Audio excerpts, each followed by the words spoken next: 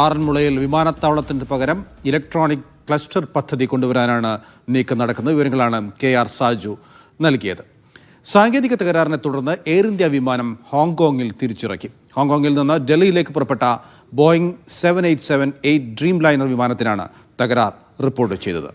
വിവരങ്ങൾ നൽകാൻ സജു തോമസ് ചേരുന്നുണ്ട്. സജു, ഡ്രീം ലൈനർ വിമാനങ്ങളിൽ വലിയ പരിശോധനകൾ, അതായത് അധിക പരിശോധനകൾ നടന്നു വരികയായിരുന്നു.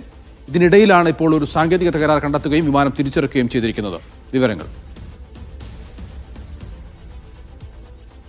തീർച്ചയായിട്ടും ഹോങ്കോങ്ങിൽ നിന്ന് ഡൽഹിയിലേക്കുള്ള വിമാനത്തിലാണ് സാങ്കേതിക തകരാർ റിപ്പോർട്ട് ചെയ്തത്. രണ്ടാമത്തെ സാങ്കേതിക തകരാർ തിരിച്ചറിഞ്ഞതോടെ വിമാനം ഹോങ്കോങ്ങിൽ ഇറക്കുകയായിരുന്നു. AI315 ബോയിങ് 787 ഡ്രീം ലൈനർ വിമാനത്തിലാണ് ഒരു സാങ്കേതിക തകരാർ ഉണ്ടായിരിക്കുന്നത്. ഏതുതരം സാങ്കേതിക തകരാർ എന്നതിൽ ഇതുവരെയും വ്യക്തത വന്നിട്ടില്ല. എന്തായാലും ഈ അഹമ്മദാബാദ് വിമാനാപകടത്തിന് തൊട്ടു പിന്നാലെ വലിയ രീതിയിലുള്ള പരിശോധനകളാണ് പ്രത്യേകിച്ച് ഡ്രീം ലൈനർ വിമാനങ്ങളിൽ ഉണ്ടായിരിക്കുന്നത്. ഏകദേശം 34 വിമാനങ്ങളാണ് എയർ ഇന്ത്യക്ക് മാത്രമായിട്ട് ഡ്രീം ലൈനർ ട്രെയിനിൽപ്പെട്ട വിമാനങ്ങളുള്ളത്. ഇവയിലെല്ലാം തന്നെ പരിശോധന നടത്തുകയാണ്. കഴിഞ്ഞ ദിവസം വാർത്താ സമ്മേളനത്തിൽ വ്യോമയാന മന്ത്രി രാംമോഹൻ നായിഡു വ്യക്തമാക്കിയത് 8ഓളം ഡ്രീം ലൈനർ വിമാനങ്ങൾ ഇതുവരെ പരിശോധന നടത്തിയെന്നുള്ളതാണ്.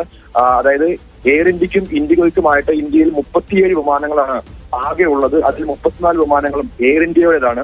അപ്പോൾ ഈ വിമാനങ്ങളൊക്കെയും പരിശോധന നടത്തുന്നതിനിടയിലാണ് ഇപ്പോൾ ഹോങ്കോങ്ങിൽ നിന്ന് ഡൽഹിയിലേക്കുള്ള ഒരു ഡ്രീം ലൈനർ, എയർ ഇന്ത്യയുടെ ഡ്രീം ലൈനർ വിമാനം സാങ്കേതിക തകരാറിനെ തുടർന്ന് സുരക്ഷിതമായി ഹോങ്കോങ്ങിൽ ഇറക്കിയിരിക്കുന്നത്.